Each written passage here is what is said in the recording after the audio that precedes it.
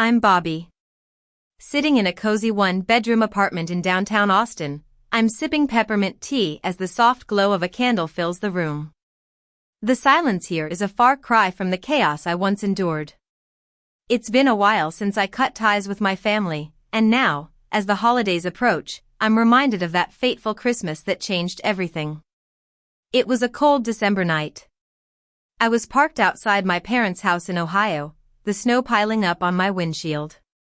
My trunk was filled with gifts I'd carefully wrapped for my family. I was excited, thinking this Christmas would be different. My little sister, Lily, and I had planned a surprise for our parents. I'd even worn the goofy red sweater Lily dared me to put on, with its embroidered reindeer on the front. But then, my phone buzzed. It was a text from my mom, Helen. "Stay away from Christmas, you good-for-nothing." The words hit me like a punch in the gut. There was no call, no explanation. Just that one cruel sentence that shattered 20 years of me trying to be the perfect daughter. I sat there, the engine still running, staring at the message. I thought maybe it was a mistake, but deep down, I knew it wasn't. I didn't text back. I didn't knock on the door.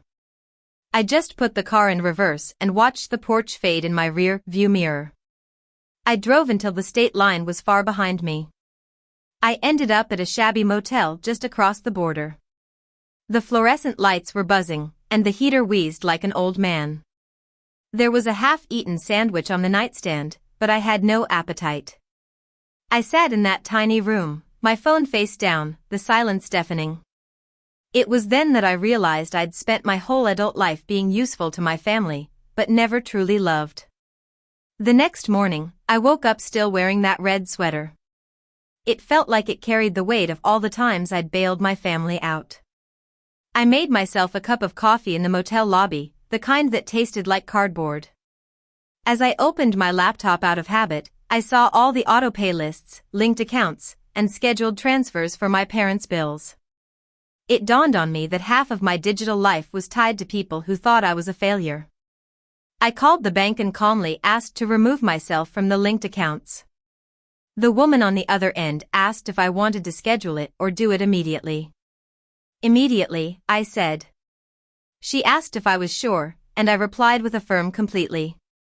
When it was done, I sat back and waited for the guilt or panic to set in, but all I felt was a strange sense of peace. Over the next few days, I started getting notifications on my phone. First, the heating payment failed. Then, the internet service was suspended. And later, the car insurance lapsed. Each alert was like a small victory. I hadn't done anything wrong, I'd just stopped being their safety net, and their world started to fall apart. Lily texted me, sending a photo of their dark and undecorated living room. "Mom canceled Christmas. She says it's your fault," she wrote. I felt sad for Lily, but I knew I couldn't go back to fixing things. Old habits die hard, and I almost typed a comforting message, but I deleted it. As the days passed, I took drives through town, watching families enjoying the holiday season. I envied them, realizing how lucky they were to have homes filled with love, not demands. That night, I sat by the motel window, looking at a blank document on my laptop. I thought about writing an email to my mom, but instead, I typed no more and left it there. 2 days later, in a diner off the interstate, I watched as the notifications kept coming. Mom's texts grew more desperate. Finally, at 9:47 p.m. She sent a text saying, "Please fix this." I just smiled. She had no idea that I'd already made up my mind. I remembered the gifts still in my trunk, the peppermint smell that now seemed like a distant memory. I could have gone back and pretended like nothing had happened, but I chose freedom. I turned off my phone and just sat there, listening to the quiet hum of the motel heater. A few weeks later, Lily called, her voice small and apologetic. "Something's wrong with Mom. Dad says she's sick, and they're fighting all the time." I didn't know what to say. Part of me still cared, but I also knew I couldn't get involved again. I told her to keep her distance. Then, I got a call from my Aunt Rose. She was a no-nonsense woman, always calm and direct. "We need to talk. There's something you should know," she said. We met at a diner that smelled of grease and old coffee. She slid a thick manila folder across the table. "I've been keeping these for a long time," she said. Inside were copies of checks I'd written to help my family over the years. But some of them had been cashed by someone else. The signatures were all the same, a masculine scrawl. It was my dad, Carl. He'd been moving money between accounts using my mom's name, telling her I'd stopped helping years ago. I was in shock. I didn't realize I was shaking until Aunt Rose reached across the table and steadied my hand. "I'm going over there this weekend. You should know what's coming," she said. On Saturday, Aunt Rose showed up at my parents' house unannounced. Lily was already there, dropping off groceries. Mom answered the door in her old bathrobe, looking tired and confused. Dad looked angry when he saw Aunt Rose. Aunt Rose walked in like she owned the place and set the folder on the kitchen table. "We're going to talk about the money," she said. Dad tried to dismiss her, but she opened the folder anyway, spreading out all the receipts and bank statements.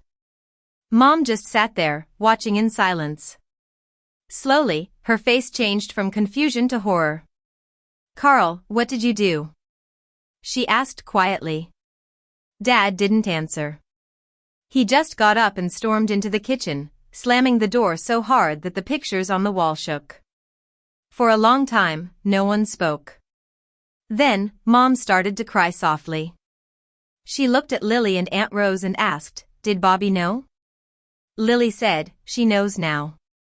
That night, Aunt Rose called me. "It's done. Your dad's gone, and your mom knows everything," she said. I asked if they wanted me to come back. Aunt Rose hesitated. "She wants to talk to you, really talk." I thought about the text Mom had sent me, the pain it had caused. I took a deep breath and said, "Tell her I wish her well, but I'm not coming back." Aunt Rose sighed. "She's trying, Bobby." I replied, "Trying doesn't undo years of being taken for granted." A week later, the calls stopped. The silence was a welcome change. I'd rented this small apartment, and now I wake up without the weight of my family's problems on my shoulders. Lily texts me sometimes, telling me that Mom is in therapy and that things are different. One day, I received an email from Mom.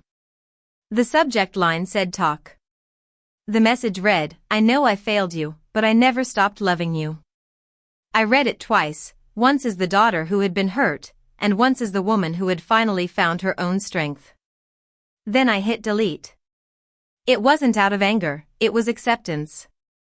I've learned that love shouldn't be a weapon.